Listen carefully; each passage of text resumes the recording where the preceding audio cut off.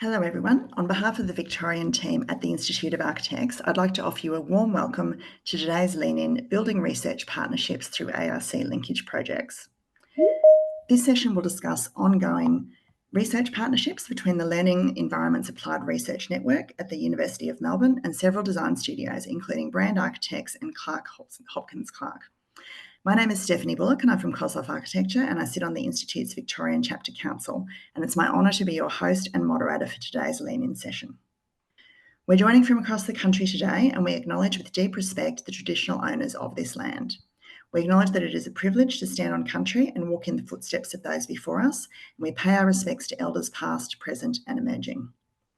The Lean-In session is being recorded, so if you miss anything today or have to leave early, we'll be publishing this recording on the Institute's YouTube channel in the next couple of days, and we'll share that link with you in our upcoming email communications.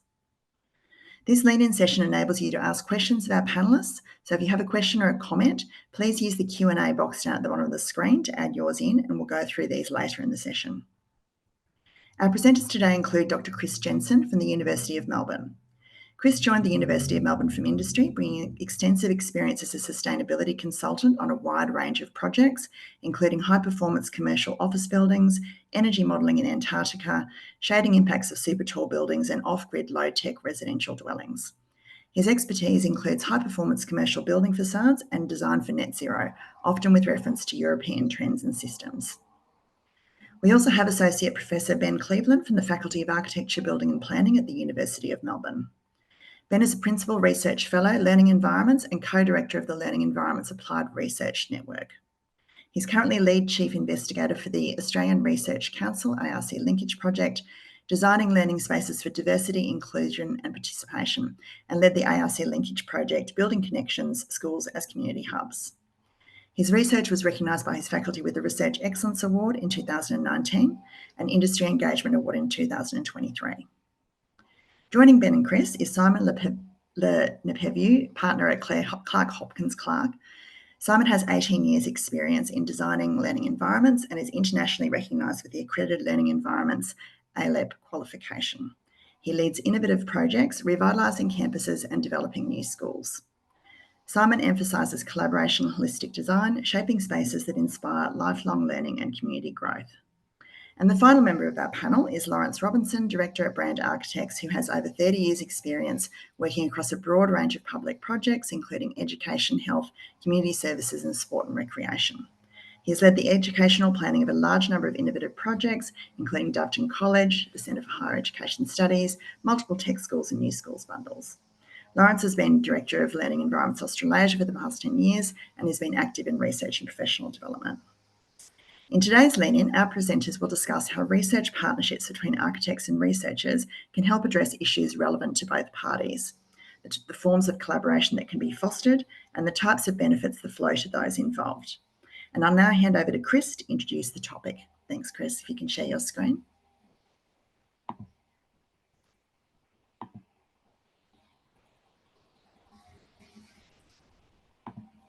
Thank you, Steph. And hello to AIA members. Very pleased to be here for this session.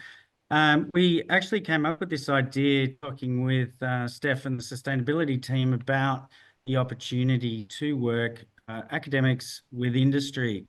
And it was interesting listening to my own bio, actually. I do have an industry background and I joined the university in 2012. And I try really hard to maintain very strong links between the two. I think there is so much opportunity, and today's session is going to explore that. The Architectural Science Association has just under 1,000 academic members, primarily running a conference each year. I'm actually at Griffith University right now for the 2024 conference, and next year it's in Melbourne each year in end of November or early December. We're certainly really keen to increase the industry involvement, and that's something that I can talk about at another time. What's really hard is trying to align what's required by industry and what the skills of academia are. So if we take a topic like circular economy, for example, I see that in academia as a topic with questions that researchers are trying to answer. But in industry, we're dealing with how to apply it in projects And those two things can overlap quite well, but they can also be at odds, whether it's timing or the focus of the project or the nature of the topic. The purpose of today is to break down some of those things that we will be discussing. I should have used this slide before. Sorry for that. That's our current conference. I'll skip over that. There is an interesting list of a couple of papers that might be relevant to people for consideration. We had the co-CEOs of BVN talking about their projects recently. But as I said, the purpose of this, how we engage, I just put this together quickly.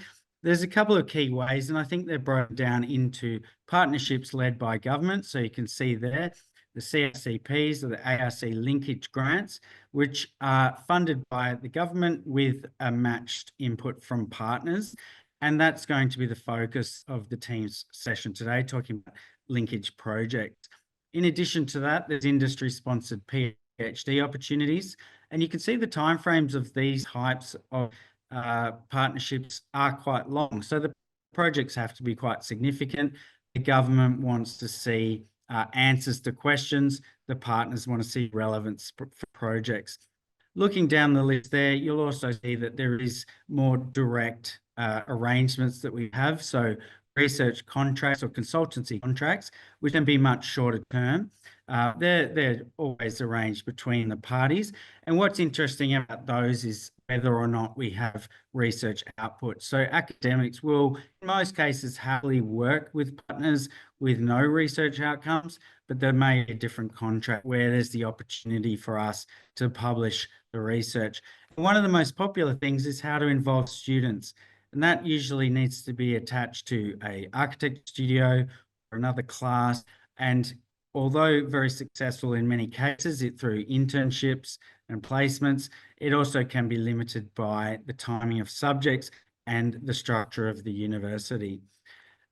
I thought I'd do an excellent job here as a high-class academic of referencing Wikipedia. What's the purpose of all of this? Evidence-based design. I thought this was really interesting because it actually refers to our industry in this page, specifically looking at how research from patients in hospitals has informed design. And that's something that is much more common overseas, and we're seeing it now that's defining and driving the partnerships between us. So that's a little bit of background about ASA, and I'm very pleased, as I said, to be partnering with the Institute today, and I'll hand over to our presenters to get going with today's session. Thank you.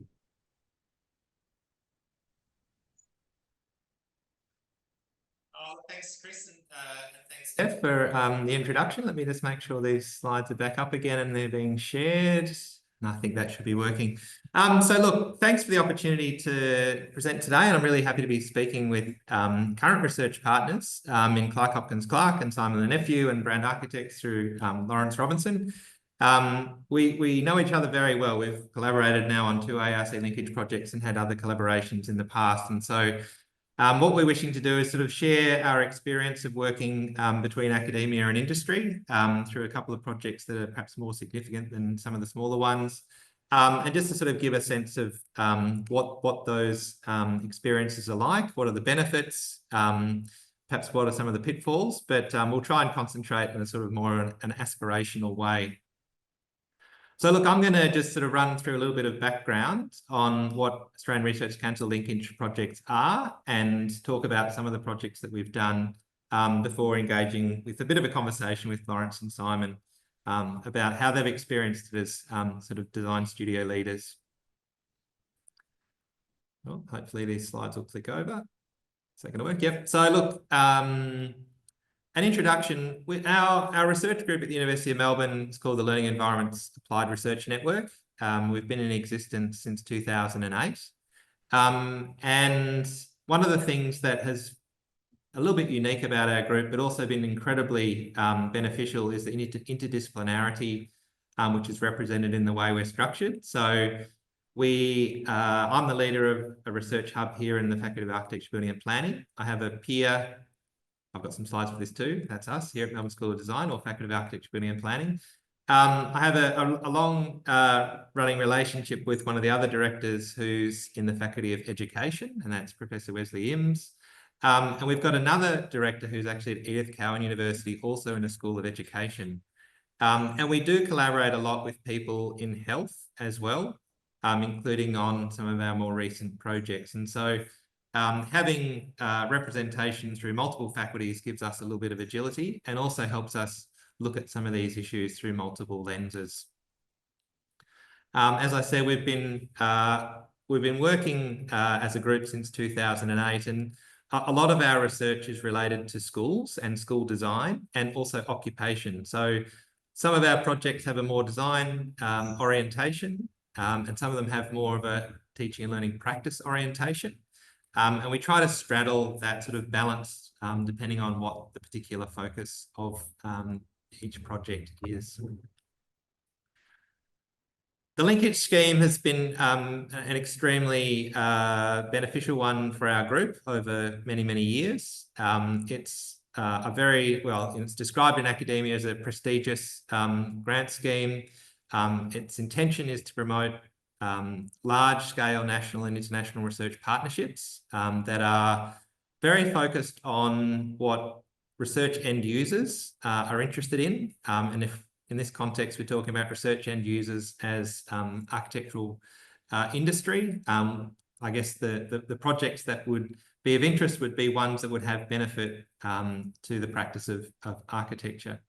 And also here in bold at the bottom here, talking about the transfers of skills, knowledge and ideas that may have commercial benefit or other research benefits in terms of knowledge translation. The objectives here, as probably mentioned already, is support internationally competitive research projects. And one of the sort of underpinning objectives is to establish and strengthen research alliances. So rather than these projects being short-term, solve the problem that's in front of us at the moment, the idea is to develop longer-term trajectories of knowledge generation and practice development that will benefit people over several years or even decades. And they are shaped by Australian government priority areas, which would include things like climate adaptation, affordable housing, and other such issues that are perhaps outside the scope of what we're talking about today. As I said, the Linkage grant scheme has been really the backbone of our research practice for, almost 20 years, which seems amazing to me. I actually did my PhD in the first of these projects called Smart Green Schools, and we've done a subsequent 5 subsequent linkage projects over time. The first one focused very much on sustainability and designing schools for contemporary pedagogies. The second one was about designing modular school facilities. The third about understanding the value through evaluating school facilities. The fourth was very much a practice-oriented one about supporting teachers to use contemporary buildings in more effective ways. The fifth one, which I led, and the first one that I've had the leading role on, was about designing schools as community hubs and seeing school infrastructure as something which has a broader impact than teaching students. And the one that we're currently doing is about designing for inclusion and thinking about schools as places for people with disability and supporting their time on those campuses. It's hard to I guess in a short time talk about the impact of this work, but a couple of things come to mind. A lot of the work that we've done over the years, not necessarily directly, but subsequently has been adopted by various state government education departments and the Catholic diocese. We see our work represented in a lot of the school design guidelines and briefs for new schools, which has been really encouraging over the years. We had a very direct influence on the document you can see there, which is now part of the Building Quality Standards Handbook in Victoria. We've also had an impact, as I said, on teachers' practice and how different state departments are supporting staff to work in more innovative and dynamic ways.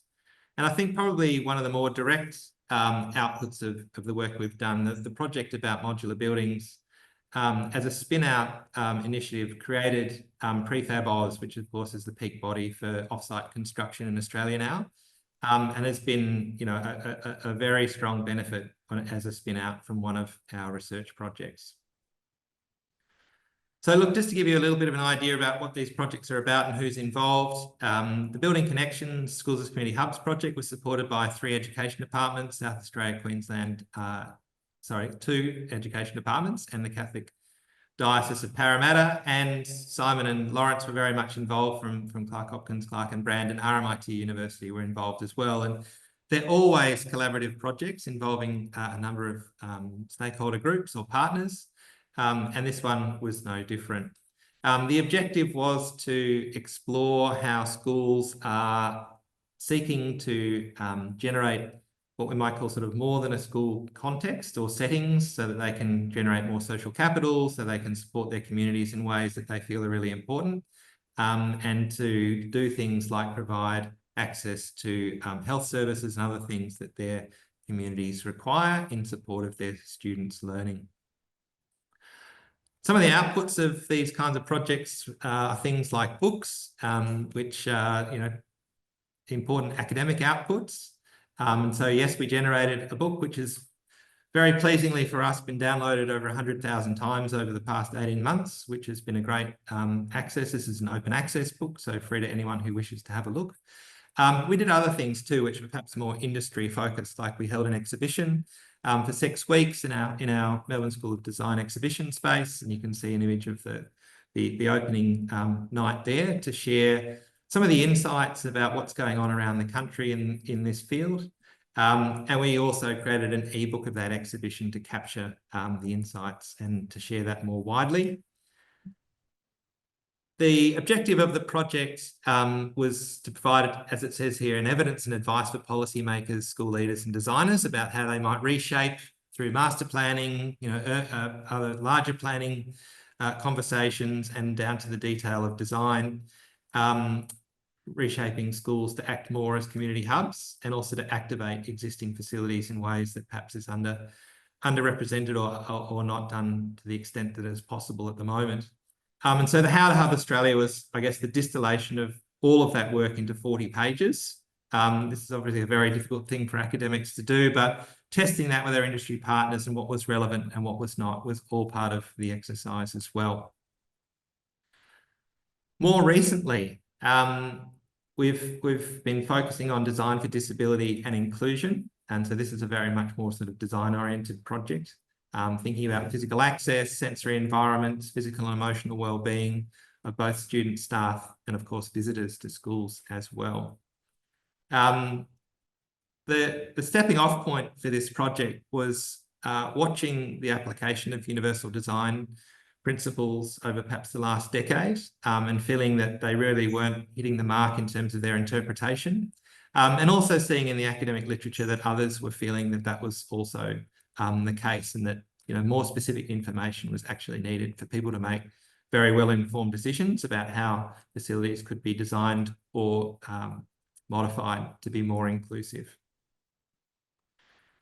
One of the points I wanted to make about these projects is that, and Chris made this point as well, is that they are quite long-term exercises. So our thinking about this, we started to distill in 2019. We wrote an article in The Conversation. We did a few other things. We had presentations. We had conversations with people to try and understand what their perspectives were and to try and draw ideas about what really needed to be done together. We also searched the literature, of course, and what's known already is very important as a point of departure for any research project. And we realised that, yes, of course, there are things known about how to design schools for students who need more supports.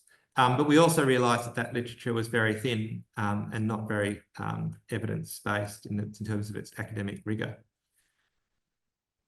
So we spoke to some of our long-term partners. The longest running partner we've had over almost since 2007 or 8 is the Melbourne Archdiocese Catholic Schools, formerly Catholic Education Melbourne. And they were very keen to start a project straight away. That meant we weren't going to be starting with an ARC linkage project, but something that they would fund directly.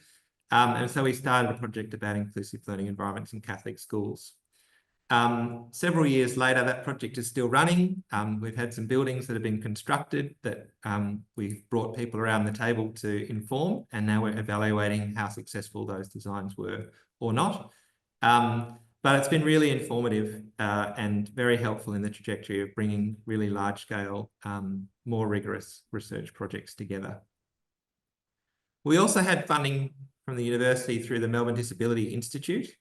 And this helped us engage with the disability community through a whole series of focus groups that helped us understand their perspective on schools and schooling and how that could be more accommodating. And so again, informing ourselves to the point where we could put some really good questions together and successful grant applications for a large project. And so this is the large project which we were very pleased to be successful in winning last year. Designing learning spaces for diversity, inclusion and participation. It will run for about the next 3 years. And, you know, this is a very sort of newsworthy moment for the university. The Linkage projects and the other ARC funded projects are considered to be, you know, really important in the scope, in the grand scheme of things. And so this is a news article that the university released just, you know, celebrating the fact that this project will be going ahead. There's a really large group of partners. This is not the largest group of partners we've ever had, but possibly the second largest. So 3 education departments and Max, again, who have been wonderful over many, many years, and it's been a terrific partnership. A couple of disability representative organisations, Heads Together for ABI and Association for Children with Disability, helping us link into you know, the communities that really can ultimately benefit from the research. And Brand and ClarkeHopkinsClarke, also McEldowney Partners and Architectus, providing you know, deep insight as people who already perhaps know more about this field than many other design studios, but also providing funding and in-kind support, which we're incredibly grateful for, and incredibly grateful for the conversations that we have that help drive the thinking and the research agenda. Linkage projects, you know, this is sort of large funding for research. It's perhaps not large funding in some of the work that you all do, but we were really pleased. For the first time ever, we asked for you know, the maximum funding that was available, and we're granted that. So 900,000 from the Australian Research Council over 3 years is as much as is available. But also backed with equal funding or almost equal funding plus significant in-kind support from that group of partners, which will enable a really rich and hopefully impactful project as we get into it. I think the thing that sort of brought this group together, I think, was sort of represented in a quote here from our director of our School of Design, Dan Hill, who said at a recent conference that we ran, you know, the schools we build reveal what we stand for as a society. And a lot of the work that we do does have a sort of a social impact or a social impact agenda. And I think that sort of moral purpose has been really significant in all the work that we've done, but perhaps more important than ever in this piece of work. We have a really simple research question, which probably took us about 5 years to hone. You know, we want to know how to build mainstream schools to make it easier for students with disability to participate. Having really sharp questions is really important doing research, so that you know that you're what target you're trying to hit, and that if you've answered the question that you've been exploring. As I said earlier, we've worked across multiple disciplines over the years. In this particular project, we have the chief investigators are academics who are supported by those industry partners. But we've got academics in this project from design fields, from health and from education. We've also have Simon and Lawrence and also Judy Connell from Catholic Education Commission Victoria as our partner investigators. And so in addition to being partners of the project through their entities or their organisation, they also have a more significant role to play in helping us understand the end user experience of research and what will be valuable to them into the future. I won't go into the detail of this, but it just sort of shows that we've got 5 sub-questions that we're trying to answer as well. We have a whole series of sub-studies that will sit under the larger project that will enable us to answer those questions. And this is our sort of slightly intimidating at this point, having only just commenced the project, Gantt chart, just sort of representing how those studies are going to run largely concurrently over the next few years in order to address each of those questions. One of the things I haven't mentioned is the really important role of PhD students, or PhD candidates, as we perhaps call them more often.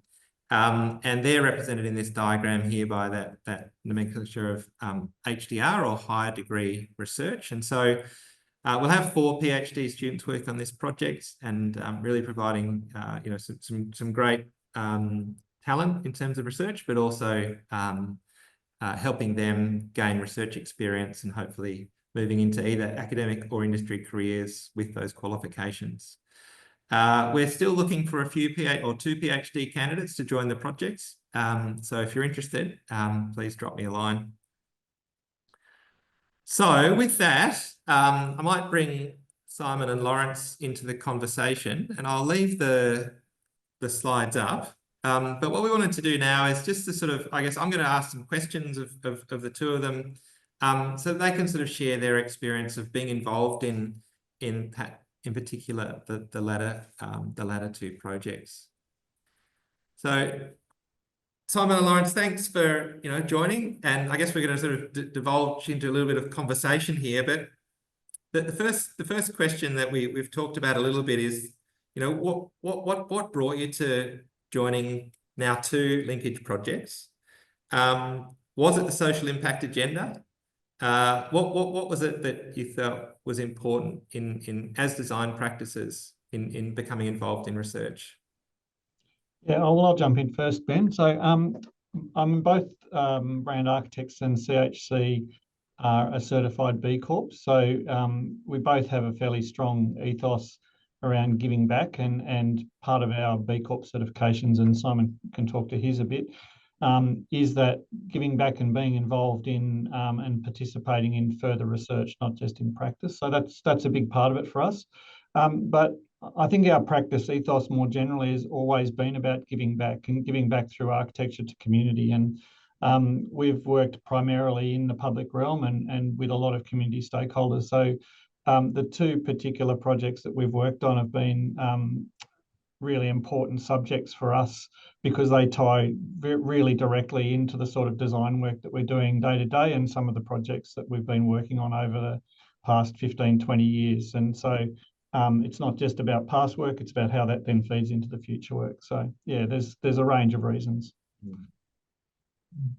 Simon, do you want to add to that sort of social impact conversation? Yeah, sure. Definitely, Ben. It's probably very similar points to Lawrence about that focus on giving back, and architecture being more than just about buildings, about what it can do for communities as well. And I guess that sort of really links into our practice focus. And sort of a bit of a tagline we have at ClarkeHopkinsClarke is impact tomorrow. And I guess what that means for us is really looking at the work we do in architecture and how it can have a positive impact on the communities that we do work in, but also society at large. And that sort of really feeds into our design ethos, which is about creating architecture that fundamentally enhances society and regenerates the environment.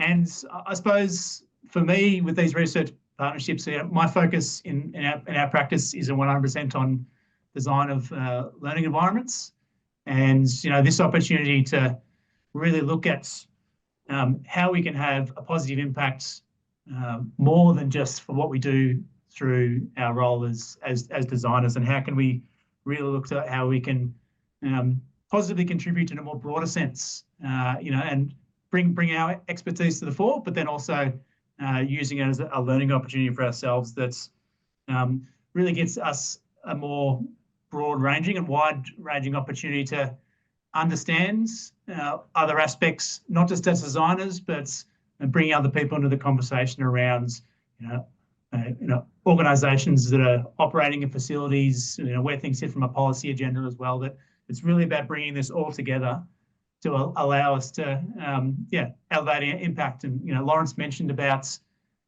B Corp, that B Corp certification, about the standards we hold ourselves to as an architectural practice, about how can we continue to look to elevate our impact across a lot of different ways, and whether that's how we operate as a practice, whether that's how we work with our communities, whether it's our standards we hold ourselves to in terms of sustainability and a whole range of other things. That's we see these research partnerships as a really strong way that we can elevate our impacts within the design community, but then also help shape more stronger impacts for the communities we work with as well.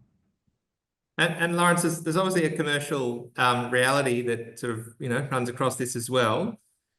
In terms of value with clients or potential clients, how do you see being involved in research possibly benefiting you in that regard? Yeah, I have to say we don't come to it trying to get money back or see a return for our research investment. I think there probably is one there, but we've not actually gone into actually looking to what it is. But I think certainly we want to be seen as thought leaders in the industry, particularly in these areas of community integration and inclusion and those sorts of things. They play a very big part in government policy, in the projects that we do, and so to be heavily involved in the research side and gives us, I guess, it gives us credibility amongst the clients that we work with.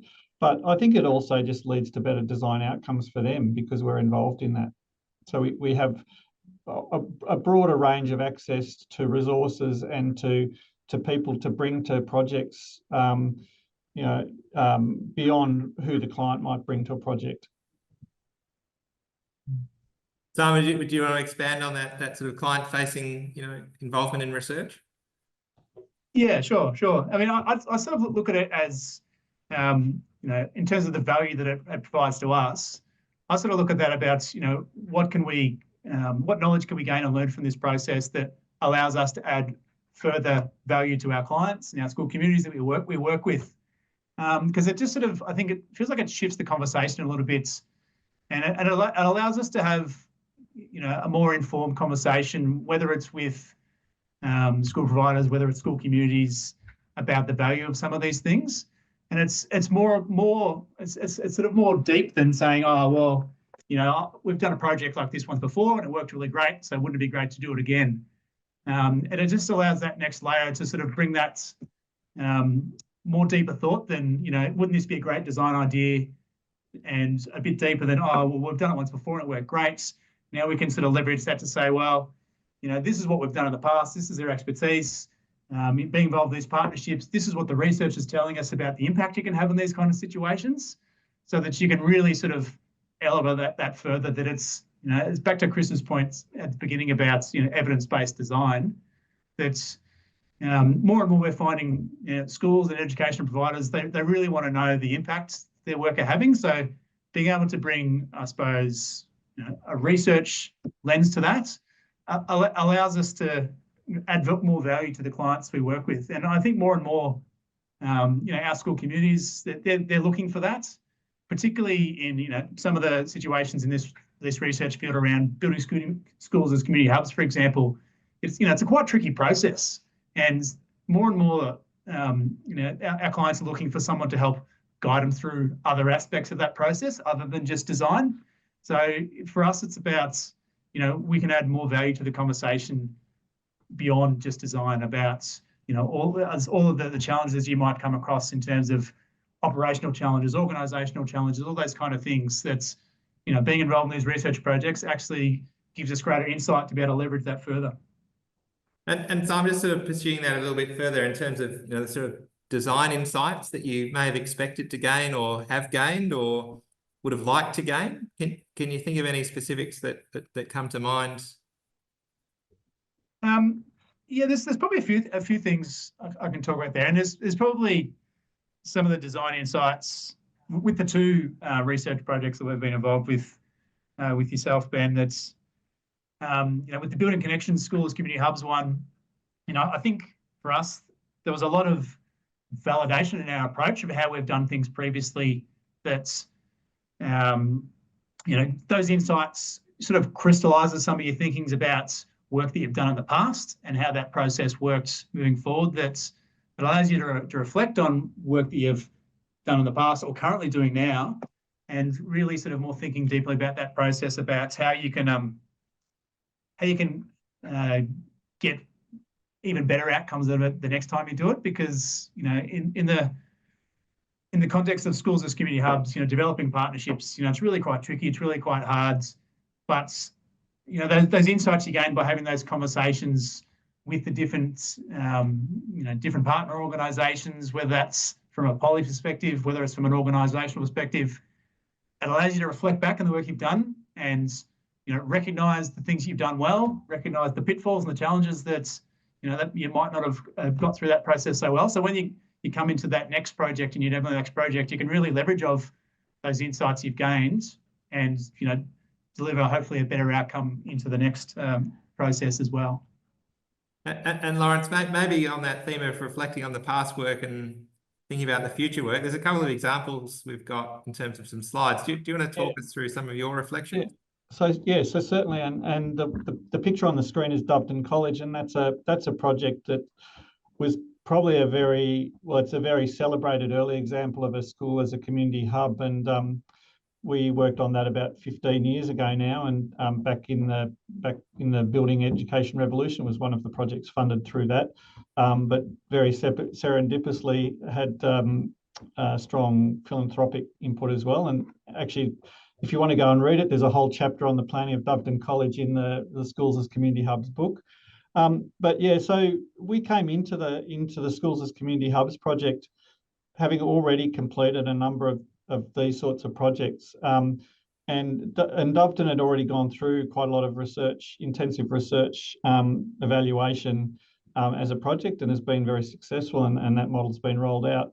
And so for us, there was that level of validation, but also bringing our experience to the table with that project and feeding that into the research. And so in a way, we're sort of contributing to that ongoing knowledge base and into the research outputs, which is sort of goes back into that loop of feeding back into the industry. But doing that research also enabled us to reflect on those past projects and to go back with a more rigorous eye and say, well, what are the things that did work and didn't work in those projects, and how can we sort of feed those into our future work and our future thinking? And so it's that reflection, that research. You know, a lot of us are in very busy practices where we have our heads down in projects from day to day. So just being able to pull back out of that and cast that research eye over projects, I think, is a really a valuable insight to allow us to operate effectively into the future. And this is the photo on the screen is the atrium from Doveton College. So I think, you know, that Doveton's been an interesting one from that point of view. Then in terms of the sort of inclusive learning environments, if you want to flip to the next slide, I guess that all started with this project, which is Manor Lakes College. And we did that project back in, we did the master plan for that back in 2007. And at that time, it was a totally undeveloped area out to the northwest of Werribee. The site there on the photograph is over 1 kilometre long, and the education department wanted to carve it up and put a special school on the northern part of the site, a primary school in the middle, and a secondary school on the south end of the site. And we looked at that and looked at the developing community and thought, wouldn't it be great if we could actually integrate the special school into the mainstream school and create a village for learning? And I can't tell you how much resistance we got in 2007 to that idea. Eventually we got it through and got it constructed, and really it's been the basis now for a gradual change in policy through to the current time. And so being involved in that, and I think having that there, and these are just some of the images of the very domestic scale of buildings that we wanted to create on that site. Having that project there, again, will allow us to go back and validate that as part of the research, but also look at the trajectory of this and other projects such as Armstrong Creek, which Simon will talk to, and then how that's led into the current sort of policy of creating inclusion schools, which we've also worked on. So I'm really looking forward to seeing that. The other side is evidence-based design. We've done a lot of these projects really by feel and by feedback from our clients and from the stakeholders in projects. And so, you know, this is one area where there's very little evidence base to base our work on. And so being able to put this into the research bucket, deal with a whole lot of broad industry partners and government and other partners in that field, I think will have some really valuable outputs for the industry as a whole, but for us as a practice. And just these final photos here, these are some of the inclusive school environments that we've been creating over the last couple of years as part of the New Schools bundles. It's been a really fascinating trajectory, and I think that historical view was very much part of the Building Connection Schools Community Hubs book, and also just understanding those sort of policy directions and directives that have also influenced, you know, inclusive design and where that trajectory may go next is what we're all trying to find out. Simon, you've sort of that's another. We've talked about Impact Tomorrow, and we've talked about sort of the B Corp certifications. But do you want to sort of pick up on some of the similar themes that, you know, and reflect on that from the ClarkeHopkinsClarke perspective? Yeah, maybe Ben jump forward to Armstrong Creek, because I think that's sort of a nice sort of continual narrative from Lawrence's talk around Manor Lakes. Yeah, great. And I guess this is in this sort of inclusive design space. And, you know, Lawrence mentions, you know, with Manor Lakes for that project at that time, the sort of the resistance around this sort of more integrated model to creating new schools. You know, Armstrong Creek is a new school that came after Manor Lakes. Yeah, and it's, you know, this is about, I suppose, that evolution of that process. And it was actually a case study we looked at in this early stages of the design for this one, which again is an educational precinct. It's a primary school with an integrated special needs school, and you know, the conversations we were able to sort of develop and push forward from there as well in terms of how a school might operate and governance models allowed us to sort of, you know, continue that exploration around inclusivity and what that means.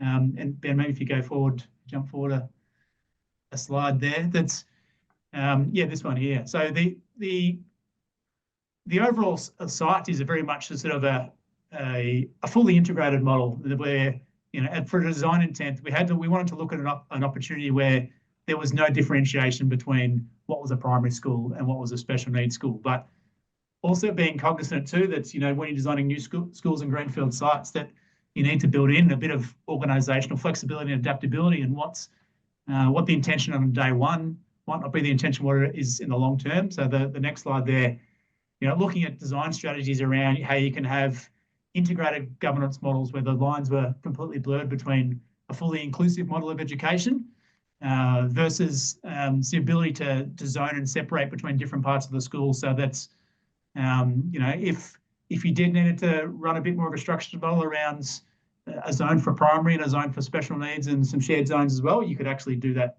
there as well.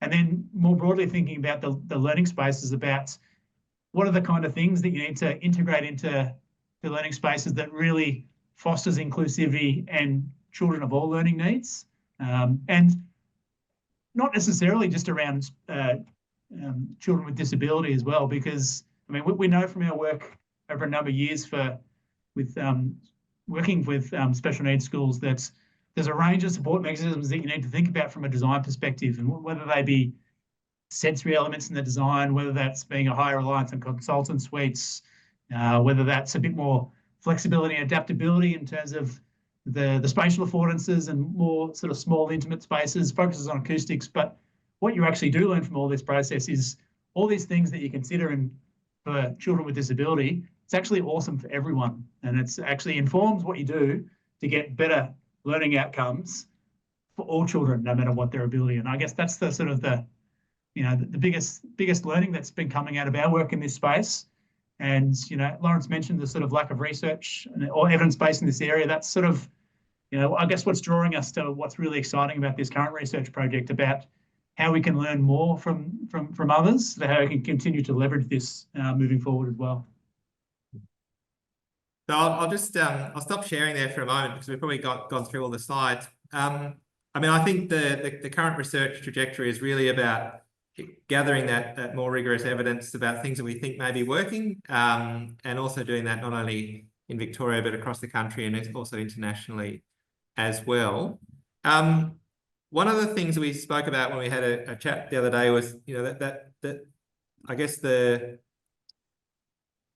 research is a setting for being in the room with people from other disciplines. Do you want to, Lawrence, sort of talk about, how, I guess in the current work we've got people from health, we've got people from education, we've got people from the disability community. Yeah. What's of interest to you in that context? Yeah, no, that's absolutely an attraction for us because, if you're working on a project, generally the stakeholders that are involved are the ones that the client brings to the table. You may have some other people you want to consult with, but having access to that range of experts and, particularly through the disability sector and through some of the departments, is something that we would never get access to generally as part of a project process. And so for us, that's a very valuable part of the research that we do and are involved in is being able to have access and to talk and to learn from those people on the way through the process. Simon, do you want to add anything, or has Lawrence stolen your thunder on that question? Yeah, maybe a little bit, but yeah, I suppose just adding on to that. Yeah, it's really about the diversity of thought in the room and the different perspectives and how they approach things. So Lawrence and I, we come from a design background, and we've got I suppose we bring that lens to it. But when you're sitting in rooms having discussions, and you've got, people from educational organisations where they're coming at it from a policy perspective and how do they enact widespread change, and then you've got discussions with sort of more service providers about, how do they provide, greater support and impact for individual children's from, a more granular level. I just think that involvement in those discussions, it broadens our minds to, the things that we need to think and consider to make sure we're getting, the best design outcomes for these communities as much as we can. So yeah, it's as Lawrence said, you don't get those opportunities very often to be in the room with these kind of people to have those kind of discussions. And yeah, the insight it brings for us that we can in turn bring that back to a design perspective to make us better designers is really what it's all about. But I also think, Simon, that it also gives us an insight into the other side of projects in that, we often get a design brief and we're away with the design and we're focused on the design. But, what it also gives you an insight into is that even before a project gets up, or even in the background of where we're designing a project, there'll be a whole other group of people working towards that project outcome. And so seeing all those people and all those inputs into the project, I think gives us a much broader understanding of the context in which we're working in, and then in future projects being able to give back into. So, with the Schools as Community Hubs project now, that's led to quite often we'll get asked to not so much be involved in an architectural discussion, but be asked into a discussion around policy, around briefing, around more broader conversations around a project before the design actually starts. So, for me, that's a really interesting part, and it gives us another part to our sort of practice capacity. We won't get into it now, Lawrence, but I think it's also involved you designing health service provision in one of the rural towns, which has been fascinating for an architect, but very well informed. Look, we're sort of running low on time here, but just lastly, I mean, obviously we've talked about a particular sort of stream of research that's very focused on schools. It's very focused on sort of social impact. Of course, there's much broader research agendas out there. The ARC does fund a lot of more sort of engineering oriented projects, like that sort of stuff, and carbon zero kind of projects that Chris is involved in. But overall, what advice would you give to architects who are thinking about becoming involved in research? Maybe Simon, do you want to tackle that one first? Yeah, sure. I mean, the key part, the advice I give there is, I see our involvement in this research as an alignment of my passion. So, this area of focus around whether it's schools or community hubs or designing for inclusivity, that's my passion, that's my expertise, that's all I do, that's all I want to do. This sort of designing of learning environments, that's 100% of what my headspace is in. So aligning ourselves to a research stream, which is 100% aligned with my passion, allows the value to be maximised from my perspective, from our practices perspective. So that's, that sort of, it's what gets me up out of bed in the morning, what's making me involved in these research projects. And at the end of the day, I hope and I believe it leads to better design outcomes for the work we do and the schools we do. So, that's the advice. Find what's your passion, and if you can find a research stream that aligns with that, jump in and go for it. I think the final word's yours, Lawrence. Yeah, no, I'd absolutely concur with Simon on that one. It's around the alignment with your values and around the alignment with the work that you do. I mean, if you're wanting to jump into the research and it's not aligned, you'll find you get to roadblocks. But if you can find that alignment, then it's extremely rewarding and beneficial overall to the practice. Great. Well, thanks, Lawrence. Thanks, Simon. Great to sort of converse. And I guess we'll hand back to you, Stephanie. Thanks so much, Ben, and thank you to everybody for that fantastic presentation and even better discussion afterwards. We do have time for a few more questions. I might lead off with one. I'm sure that many people watching this would be incredibly inspired and think I would absolutely love to be involved in that, but are also, I guess, concerned about how do you balance that with the demands of projects, particularly education projects often have very tight timeframes and fixed deliverables. How do you manage that balance? How much extra work is involved, or does it even help in some ways to have a research perspective on projects? Do you want to go first, Lawrence? Look, I'm very bad at balancing things, but yes, it can be quite hard to balance at times, particularly when you're trying to write a book chapter and do 5 projects at the same time. Getting yourself into that headspace to write an 8,000 word book chapter can be tricky, but we find time for it. I guess I'm lucky in that being a director of the practice and having 4 other very supportive directors, we can plan around that so that they're very supportive of my involvement as a partner investigator, but they're also interested to see what feedback I can bring back into the office through the research we do. Look, there is a reasonably big time commitment, and that's part of the in-kind. But for me, it's always been a matter of what you put in, you get back 10 times. So I don't see it as a burden. I see it as it's a passion project, like Simon was saying before. So for me, I'll make the time for it to happen and just fit everything else in around it. So Simon may want to contribute to that question too, Steph. But one of the things that both the studios were incredible contributors to was the exhibition we held as part of the Schools Community Hub's work, and we had people across the practices. We had some of their graphic designers doing graphics, which were absolutely wonderful. We had someone in Lawrence's office actually design the exhibition layout. So that sort of bringing some of the skills and some of their perhaps more junior people into the research environment as well and contributing.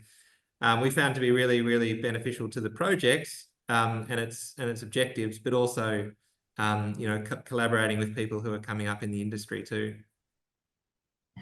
Simon, did you want to add to that? The only thing I'd probably add is, I guess, just taking more of a long-term view of those sort of time commitments. That's sort of the same brain as Lawrence. It's an investment. You're investing your time to get long-term impact and benefits.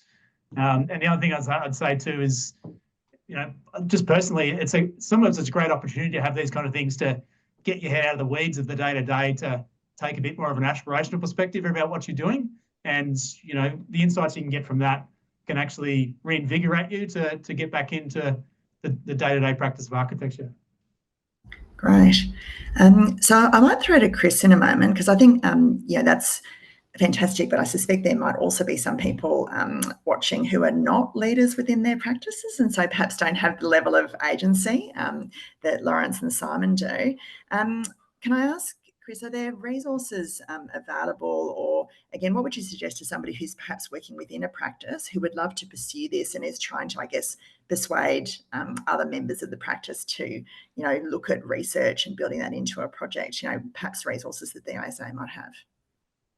Yeah, look, one of the things that's quite difficult is to find the right people. So we might all be aligned on a topic, but we're at different universities, and that's not just Australia, of course, it's internationally as well. So I think probably the best approach to that is to try and identify who is working in this space, who can contribute to what it is you're trying to achieve. I would suggest that in many cases there are existing contacts that are going to be the basis of these kind of arrangements. But also I would be very sure that the academics are going to reach out to the appropriate people through obviously their own networks, but also the projects that are being worked on. At ASA, we represent the academics, and we're in the process now of establishing a ability to identify which academics are working in which space. So simple keywords and things like that, which would then lead people to see, background and existing research in the area. But it is very new. One of the purposes of this session is exactly this, to generate that interest and to assist people in finding those connections. Can I also add, Stephanie, one of the sort of overarching objective of academia is to provide, insightful research that end users will find beneficial. And one of the things that's, been happening over the last decade is an increasing propensity for research publications to be open access. And so this is a trajectory which is only going to grow. And so, for instance, these ARC projects, there's a requirement for all of the research outputs to be available to the public. Whereas, in past decades, they would have been behind paywalls in university libraries. So that sort of ability to access what's been published, what's available, both in terms of academic papers, but also more industry-focused outputs is really there and available if you know where to look. Thank you both. I think you've just beautifully answered one of the questions, which is how do you find academics that are interested in perhaps partnering on design research? And I think, Chris, we've had some discussions leading into this session about, again, potentially looking at putting together a resource for that, almost like a speed dating kind of arrangement that could help link up, practice with academia as well. So watch this space as something that I think would be incredibly useful. I might add to that there's heaps of industry professionals working in universities, leading studios, and there's heaps of industry-focused, perhaps not fully fledged academics, but working in practice with a lot of interest. That's very clear, and like I say, one of the exciting areas to explore is how we sort of bring that together a bit more formally. I think that's a great point as well, particularly in the field of architecture as well. Look, we're almost at the end, but I might just ask for sort of like a final comment from each of our panelists before we close. Ben, any final words on the topic or advice? Well, speaking as an academic, I must say that, working with people who are practicing, on the field of inquiry, it's, incredibly beneficial. That's why we've been applying for these linkage grants for years and years. And, we've won some, we've lost some, you don't win them all. But, having industry involved is really, really important. And particularly for the take-up of the findings.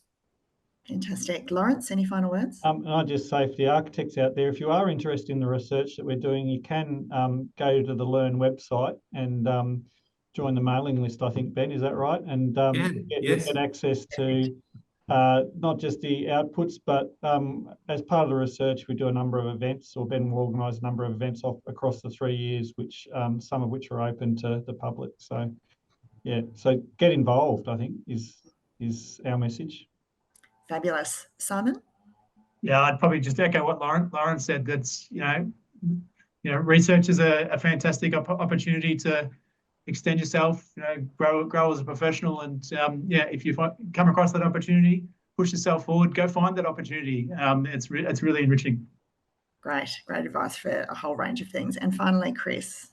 Yeah, just on a practical level, most universities have some sort of find an expert page, so you can type in keywords and find people. And also, if you're not familiar with tools like Google Scholar, have a look at that and type in something like circular economy and filter for Australia, and you'll find the people who I'm sure you'll be interested in working with.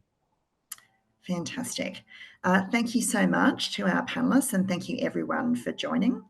Just a reminder that the lean-ins are recorded to view later, and you'll get notifications of when new lean-ins are available to view by subscribing to the Australian Institute of Architects YouTube channel, YouTube at Oz Architects. Thank you so much, everyone, and have a wonderful rest of your day. Thank you. Thanks, Steph. Thank you.